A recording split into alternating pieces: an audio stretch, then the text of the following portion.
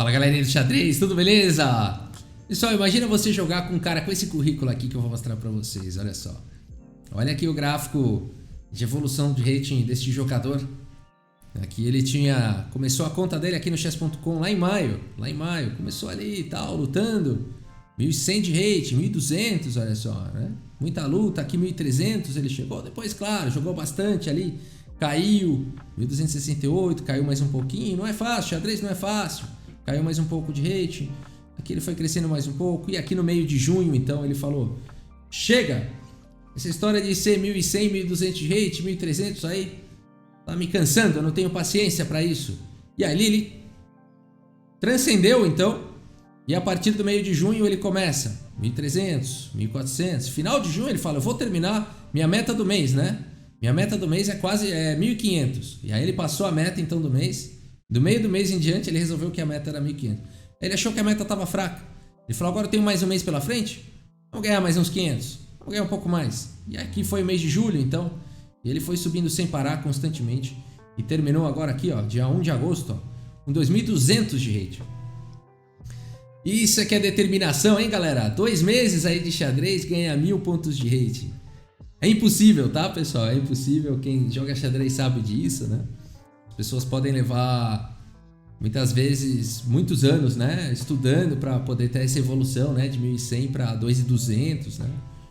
Precisa de muito estudo, realmente muito esforço. O xadrez, assim como artes marciais, né, precisa crescer com o tempo, né, vai amadurecendo e tudo mais, né? A não ser que seja realmente uma pessoa que estude demais e tudo mais, ela pode conseguir esse crescimento de 1000 pontos de rating talvez em 2 anos, tá? Se for uma pessoa muito esforçada mesmo, ela pode conseguir isso em 2 anos, né? Com bastante dedicação. Mas aqui realmente, né, a gente tem um currículo pesado, né? Vamos dar uma olhada na precisão desse jogador. Não vem ao caso falar o nome dele, tá, galera? A ideia do vídeo não é essa. Nós vamos manter aqui no anonimato aqui o jogador. Mas aqui a gente tem aqui, olha só, 98.7 de precisão. Aqui ele perdeu essa, hein? Teve 93, perdeu.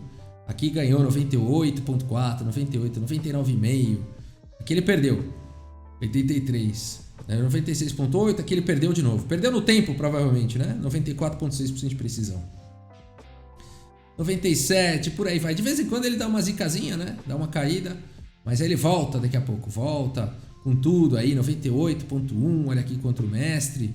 Aqui o chama atenção essa aqui, em 99,5, ele ganhou em 20 lances do mestre norte-americano aqui, do mestre nacional aqui, norte-americano, de 2,200 do chess.com, ganhou 20 lances com 99,5%, e por aí vai, 98,5, 98, por aí vai, 99,3, né? E de vez em quando dá uma caída, não, de repente ele faz 29,8 e perde. Curioso, né? Mas na outra anterior foi 99,3 e por aí vai, né? E assim ele vai crescendo de forma constante. 5 partidas 99, uma ou duas de 20. 5 partidas de 99, uma ou duas de 40, né? E assim ele vai crescendo aí no chess.com. Afinal de contas, se ele ganhar todas, vai levantar suspeitas, né? Agora você imagina um cara com esse currículo e vou falar pra vocês, eu joguei contra esse cara, né? Eu joguei contra esse cara. Quando eu joguei contra ele, quando começou a partida, eu não sabia que ele tinha esse currículo todo. Eu não sabia quem era. Estava eu num dia normal, feliz. Vou jogar aqui no chess.com uma partida de 5 mais 5. E aqui eis que então eu me deparo com um jogador, ok, 2140 aí de rating. Falo, beleza, um jogador forte. E aqui ele leva 7 segundos, então ele faz o lance E4. Bom, ok, eu vou responder aqui com minha Alekhine, cavalo em F6. Respondi ao toque. E aqui ele leva 8 segundos para fazer o lance E5. Achei um pouco estranho ele levar 8 segundos para fazer um lance na abertura, mas ok, ele está escolhendo a variante. Tudo bem, vamos embora, cavalo D5. E aqui ele leva mais 7 segundos e faz o lance C4. Já me chamou a atenção porque o espaçamento de um lance para o outro aqui, nesses 3 primeiros lances que ele fez, foram idênticos, né? 7, 8, 7 segundos. E me chamou a atenção, parecia que tinha uma coisa rítmica acontecendo. Eu falei, será que é impressão minha? Cavalo B6 eu joguei, 9 segundos depois ele faz o lance D4. Eu segui aqui com D6 e aqui 6 segundos depois ele faz E por D6. Eu faço E por D6 e 7 segundos depois ele faz cavalo C3. Aqui eu tive a certeza. Aqui eu tive a certeza, sem olhar, aqui eu não tinha visto o histórico de rating dele. Se eu tivesse visto o histórico de rating, eu nem tinha começado a partida com ele, né? E aqui nem as precisões dele e tudo mais. Aqui eu já tinha certeza que se tratava de alguém, de um engenheiro aí do xadrez, um engenheiro, né? Um engenheiro. Aqui eu tinha certeza que eu tava jogando contra um computador. Pelo fato, né? O comportamento do tempo, assim, 7 segundos certinho, mesmo em lances de abertura, que são lances padrão, né? Pra quem tem 240 de rate. Isso aqui é fichinha jogar, né? Então aqui bispo E7 eu segui, 7 segundos depois ele faz bispo D3, eu dei roque e 7 segundos depois ele fez cavalo de Gen E2. Aqui eu só tinha algumas certezas, eu já tinha nessa partida. Uma dessas certezas é que eu tava jogando contra um robô, ou alguém com a ajuda de um robô, né? E a outra certeza que eu tinha é que eu ia perder, que eu ia ficar pior na posição daqui a alguns poucos lances. Mas me deu uma ideia aqui, eu tive uma ideia, mesmo sabendo que eu tava jogando com... Aqui me deu vontade de abandonar já, sinceramente. Eu tô aqui com 4 minutos e 54, né, pra fazer lances de abertura até o lance 8 aqui, normal, né, a gente gastar pouquinho tempo.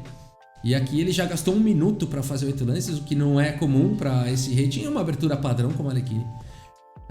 Então aqui eu comecei a vislumbrar a possibilidade, né, de... Mesmo sabendo, né, aqui eu tive vontade de abandonar, mas eu falei não. Mesmo sabendo que ele é um robô, tá usando um robô, ele gasta 7 segundos por lance. Então, faz as contas. 4 minutos, 4 vezes 60, 240. 240 se ele gasta 7 segundos por lance, aí eu tenho pelo menos aí que sobreviver por 40 lances na parte, mais uns 40 daqui pra lá, né? Uns 30 e pouco lances aí, né? Então estamos no lance 8, preciso chegar no lance 45, mais ou menos, né?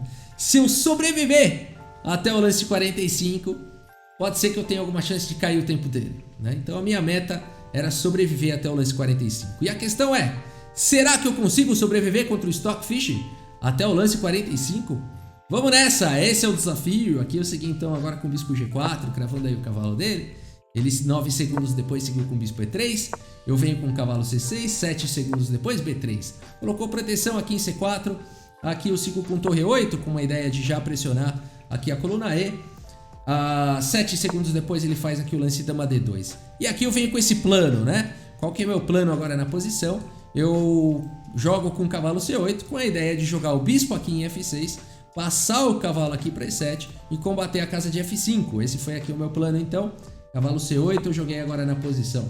Aqui 7 segundos depois ele segue com o cavalo G3, brigando já pela casa de F5, hein? Olha como ele se antecipou aí ao meu plano. Aqui bispo F6 eu joguei, 6 segundos depois ele soltou aqui o lance bispo E4. E aqui eu já comecei a não entender muito bem o que estava acontecendo. Segui com o meu plano, cavalo de 8 em E7. E aqui, 7 segundos depois ele faz o roque. Dama D7, eu continuo fortalecendo a casa de F5.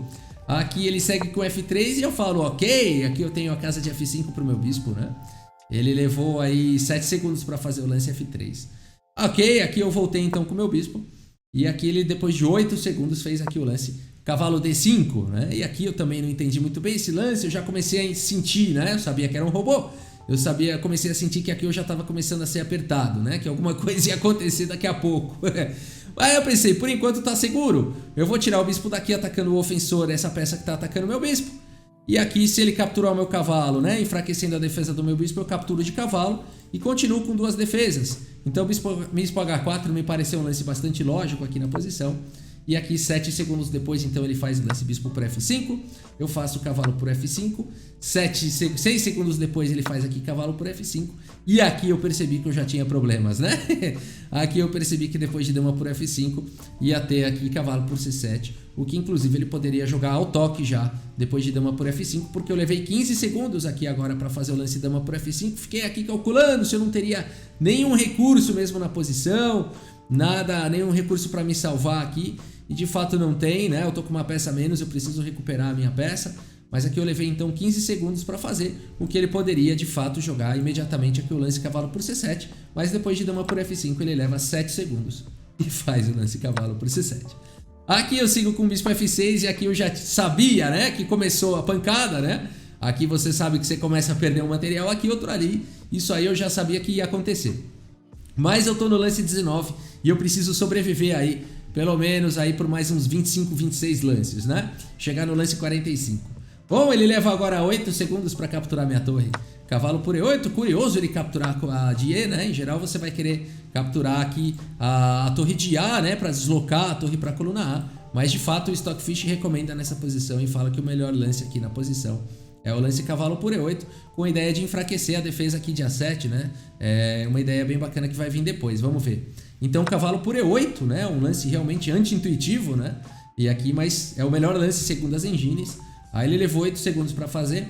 Aqui torre por E8 e aqui 8 segundos depois torre de AE1. Então a ideia dele é essa, né? Olha que fantástico. Tira a torre aqui da diagonal e prepara aqui o lance então D5 para desviar o cavalo. Ele já desviou a torre, né? Agora ele quer desviar o cavalo e capturar em A7.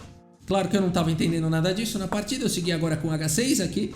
Ele 7 segundos depois faz aqui primeiro lance bispo F2 propondo trocas. Aqui eu falei o seguinte: eu já estou no lance 22, eu estou sobrevivendo aqui, até que eu estou sobrevivendo bastante.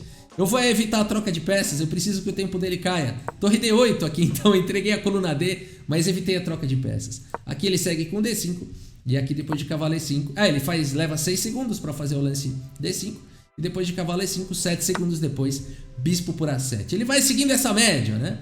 Aqui eu faço agora o lance cavalo D3, olha só, né? Eu consegui dar um lance bacana, fiquei feliz aqui com o meu cavalo, mas agora ele faz o lance torre E4 e cortou aqui a conexão da dama com o meu cavalo tá atacado.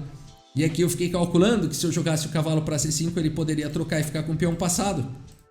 Então eu volto agora o cavalo para E5, e aqui ele 7 segundos depois faz o lance bispo D4, atacando aí, propondo trocas, né? Aqui eu faço a torre 8 e agora, daqui pra frente, ele já começa a jogar com um tempo um pouco diferente aqui. O tempo dele com 1 minuto e 49. Aqui eu já achei estranho que ele fez esse lance muito rápido. Foi o primeiro lance da partida que não levou de 6 a 9 segundos. Foi o primeiro lance da partida que no lance 27, o tempo dele já praticamente mal no tempo, né? Eu tô mantendo sempre essa diferença de 1 minuto. Ele faz aqui esse lance bispo por E5 ao toque. Levou 2 segundos pra fazer. Aqui eu capturo de torre por E5. 7 segundos depois ele faz torre por E5, eu faço bispo por E5 e aqui 8 segundos depois ele joga com torre 1. E aqui, galera, eu comecei a ter um pouco de esperança, porque 1 minuto e meio já é pouco, né? Considerando que uma pessoa leva 7 segundos aí por lance, né? Aqui se você for ver, ele tem aqui 60, 90 segundos, ele tem aí mais uns 15 lances, né? Mais uns 15 lances aí, e eu tenho que sobreviver por mais uns 15 lances. Eu tô com uma qualidade a menos, peão a menos, tudo bem, eu fui perdendo material, né? Claro. Mas aqui eu ainda tenho uma esperança de conseguir dificultar eu não tô tendo ameaça de checkmate nem nada disso, né? Então aqui eu sigo com dama em F6, aqui já ameaçando o bispo C3, enfim, tô indo pro contra-jogo. Aqui 12 segundos depois ele se defende com dama em E2, eu sigo com G6. E agora ele começa a fazer uma série de lances mais rápidos aqui. Com 1 minuto e 20, eu não sei se ele começou a querer jogar ele mesmo, o que aconteceu aqui. Ele vai para umas ideias até inferiores do que ele estava jogando na partida, seguiu com A4. Aqui eu sigo com Rei G7, ele seguiu com B4. E aqui eu joguei B6 para tentar parar os peões. Ele veio com A5, criou o peão passado. B por A5, B por A5, dama B8, dama D8 eu joguei atacando o peão. E aqui tem várias maneiras dele tentar defender o peão, né? Talvez até uma possibilidade fosse dama 2. Mas ele vai para esse lance aqui. Agora ele jogou tudo, levou pouco tempo aqui. Levou muito pouquinho tempo para fazer esses lances. 2 segundos, 3 segundos. E aqui ele faz esse avanço agora. E eu fiquei feliz que esse peão caiu, né? Aqui eu achei que ele já começou a soltar a engine. Porque agora dama B6, cheque, rei H1 e dama por A6. E aqui eu fiquei feliz, porque eu me livrei de um peão passado que era perigosíssimo. E ele tem 53 segundos no relógio, né? Aqui ele leva 12 segundos agora e faz aqui o lance dama C2. Eu falei, vou complicar, joguei dama em A5, ataquei a torre dele lá agora em E1. Aqui ele segue agora com torre B1, colocou a torre em segurança, levou 6 segundos para fazer esse lance. Eu aqui joguei H5, ele jogou G3 aqui praticamente, levou 3 segundos agora. Agora eu fiz dama C7, mais 3 segundos ele já fez aqui o F4. E eu comecei a ficar feliz porque eu já vi que os lances dele já não estão mais os melhores, né? O rei dele já está um pouco mais exposto. Eu segui agora com o bispo em F6 em segurança, tô com uma fortalezinha aqui, eu tô me sentindo bem. Claro que eu tô bem pior, mas ele tem 29 segundos e eu sei que ele demora para jogar. Aqui 6 segundos depois ele fez dama B3, eu segui com dama C5, minha ideia é tentar entrar na posição aqui e fazer alguma coisa. Ele joga agora, leva 10 segundos dos 23 que ele tem, esse ponto chama atenção, né? Esse ponto chama atenção, porque o jogador aqui tá com 23 segundos, um jogador de 2150 praticamente, que joga tudo 99,5% de precisão nas partidas, deveria saber jogar rápido quando o tempo tá caindo, né? E aqui ele faz o lance dama B5, que não é um bom lance. Eu sigo com dama E3 e agora tô ameaçando tudo e mais um pouco aqui na posição, né? Tem configuração da torre caindo. E aqui o jogador um pouco mais experiente bate o olho nessa posição e já vê aqui o tema do duplo, né? E aqui ele leva mais 10 segundos dos 13 que ele tem para fazer outro blunder aqui da posição, né? Talvez aqui já na tentativa de diminuir a precisão dele e sabendo que ele ia perdendo tempo, né? Ele faz um lance ruim, talvez de propósito, para enganar, né, os detectores de engine, né? E ele faz aqui o lance perdedor, dama C6. E aqui eu faço então o lance dama E4 e acaba o tempo do jogador, né? Então, curioso aqui que foi assim, né? Essa é a história então que eu queria contar. Foi assim que eu venci o Stockfish, né, galera? Foi assim que eu venci o Stockfish. E aqui eu tenho checkmate, né? Além de estar caindo a torre aqui, eu tenho sequência de mate vindo aí e tudo mais. Uma posição vencedora para mim no final das contas, né? Depois os 2 últimos lances dele foram 2 blunders, né? Foram os 2 únicos erros que ele fez, que ele cometeu nos 2 últimos lances, aí quando o tempo estava acabando, né? Mas eu quis contar essa história, né? Porque de fato você pode se deparar com pessoas que usam engine quando você estiver jogando. Algumas engines são melhores do que outras. Tem engine que a pessoa joga ao toque, ela não fica levando 7 segundos para fazer lance. Eu não sei se esse jogador aí ele vê o lance no computador, passa no celular e depois volta, né? Hoje em dia tem algoritmos sofisticados que na própria tela da pessoa o quadradinho fica ali dando qual que é o lance que tem que fazer, e a pessoa pode até configurar para ficar só dando seta para a direita no teclado, seta, e ele já vai fazendo o melhor lance, né? Ao toque ali. Então a pessoa pode jogar partida de Hyper Bullet, por exemplo, ou de Bullet, só batendo a tecla no teclado, né? Fazer uma coisa dessa, um infeliz, uma pessoa realmente muito problemática para pagar, né? São serviços pagos que oferecem essas engines, né? A pessoa precisa ser realmente muito infeliz para pagar dinheiro para se enganar e enganar os outros, né? Então, mas eu queria contar, né, que no caso dele, né, ainda eu tive essa esperança porque eu vi que ele estava em algum método rústico aí de usar engine, né? Um método braçal aí provavelmente de passar lance em outro lugar, esperar o lance e fazer, né? E essa rotina dele deve levar esses 7 segundos, 6 a 9, né? Que é o tempo que ele leva aí. Então, então o que eu quero dizer, né? Nem sempre você tá perdido quando for jogar contra uma engine, né? Teve outras situações em que eu ganhei também contra a Stockfish usando o chat, tá? Eu percebi que a pessoa tava usando engine e comecei a falar com ela, né? Falando, puxa vida, por que você faz isso? Você tá enganando você mesmo, né? Eu vou te denunciar, você vai ser denunciado, você vai ser banido. Né? E aí a pessoa se assustou lá, começou a jogar mal lá e perdeu e tal, e saiu fora, né? Então eu já ganhei partida assim também. Já ganhei partida falando que eu tava ao vivo, mas tudo bem, vocês podem falar isso também. A pessoa não sabe, né? Se é streamer, você vai falar, você tá ao vivo aqui, a galera tá vendo o que você tá fazendo, hein? Tal. Falei em inglês lá pra pessoa, né? You're live e tal. Everybody seeing that you're using Stockfish e tal. Escrevi lá, todo mundo tá vendo que você tá usando Stockfish e tal. O cara travou ali, ele perdeu a partida no tempo. Ele saiu, sei lá o que aconteceu com ele. Vocês podem usar, né? Eu não tava eu streamando nem nada, né? Mas o cara acho que acreditou que eu tava e tal. Se assustou lá. Então, assim, o que eu quero dizer, vocês podem usar vários recursos, né? Mesmo que o cara esteja usando o computador, a gente tem que lembrar que a gente consegue, né? Às vezes conversando, né? Ou então, se nada funcionar, denuncie, né? Denuncie no chess.com. Você clica no nick da pessoa e clica lá em denunciar e o chess.com vai analisar se realmente aquilo lá é um enganador, né? Um cheater, né? Que a turma fala. Alguém que está usando engine. Ou se não, né? Às vezes pode acontecer, né? Do cara parecer ali, dar todos os indícios de que está usando engine. Não, foi só uma coincidência ali. Enfim, o chess.com tem um departamento para isso, né? Algoritmos extremamente especializados e eles detectam mesmo se a pessoa está usando engine ou não, né? Tá bom, é isso. Acho que o intuito não é falar quem era essa pessoa. Aliás, nesse momento que vocês estão vendo o vídeo, essa pessoa já foi banida, tá? Do chess.com por violação de fair play. Eu fiz a denúncia e pouco tempo depois a pessoa estava banida aí do chess.com, tá? Então a justiça já foi feita. O intuito do vídeo é apenas alertar e também aí poder dar alguma saída, né? Uma saída aí para se você se encontrar nessa situação, de repente usar alguma dessas técnicas aí e pode funcionar, né? Tá bom? E se você tiver alguma técnica também, se você já passou por alguma coisa parecida aí, tiver alguma técnica que funcionou, alguma frase aí de efeito, alguma coisa que você né, fez para conversar, ou enfim, coloque aí nos comentários aí se você já precisou usar alguma técnica fora dos tabuleiros para vencer aí o Stockfish. Tá bom, pessoal, é isso. Se você gostou aí do vídeo, deixa sua curtida, deixa seu like. Se você gosta de vídeos de xadrez, inscreva-se aqui no canal. E é isso, muito obrigado pela sua audiência. Um grande abraço para todos vocês e até a próxima. Valeu!